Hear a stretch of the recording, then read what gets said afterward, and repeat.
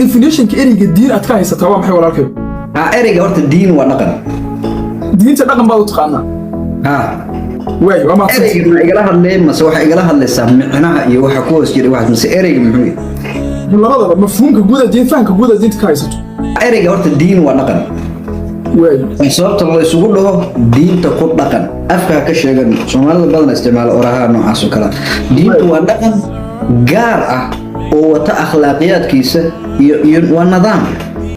ما فاهم لسه عقيدات بيكوساب سنتا دين تو جارة دين الإسلام بيكوساب سنتا آخره سيد إلهي لو دوار جنة عذاب هذا دين الإسلام كتو دين الكريستيان كتو صاروا سقاطة وعتري دي الدنيا شغل كماله ده إنك استعان أقوان أقول هاي دين الكريستيان لكن دين الإسلام كان أقانايو يد الروح هذا قاعدين ويكوسيساي تصالها إلهي وكلية عدالة بعد الفرع عدالة السمية حماة الاسكرير وقاعدة جودو لوسي لكن مركي الله الرماء الدويوم حكى لنا دين الإسلام وكما هذا شو سوماليا ما تقانو جيبوتي ما قرنيسو سومالي لا ما قرنيسو تستور كودا ما قرنيسو بيدبو يبورحك ما قرنيسو وزير رؤي حلبانو يو بارلمان يو أقل كسرية في الصومالي من ما قرنيسو سيدا الوصول لسنو ما شيكين معنا قاعدة جود هذا كقادر إنه ها لكن الرماء الدويو دين الإسلام كروح صحيح وما حنبارين كرتي دارنتا وارجو إريج الدين مركل تشوجو مركا bulshada Almaanidu ay ka soo baxday reer Yurub Western ka la joogo iyo marka Islaamka la joogo aad bay u kala duwan tahay reer Yurub Western ka marka la joogo ereyga religion is the relation between the God and the person waa xiriirka ka dhaxeeya qofka iyo Ilaahiisa religion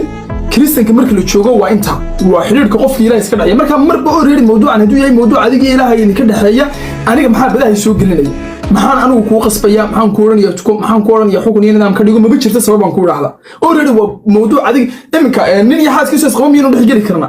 miino oran karna nin gabadh ninkaaga isna dhig gabadhaada isna dhig waa mawduuc anaga naga madax banaan oo laba qof ka dhaxeeya marba definition waa dhex geli karna aadano waa dhex geli karaa waa dhex geli karaa laakiin waa arrimo yar exception tusaana dimeeshi risk nololeed jiro dabcan family jirto wada jidooda macna waa dhex gal uu iimaan karaa laakiin se kama hadli karo sida wada seexdaan sida wax cunaan iyo gurigooda sida u dhaqdaan arrimahaas oo kale ma arrimo da khaarijiga qaab magaranayso ma islaamku wuxuu qabaa definition kiisu waxa weeyaan al-islaam waa istislaam lillah waa inaad ilaahay isu wada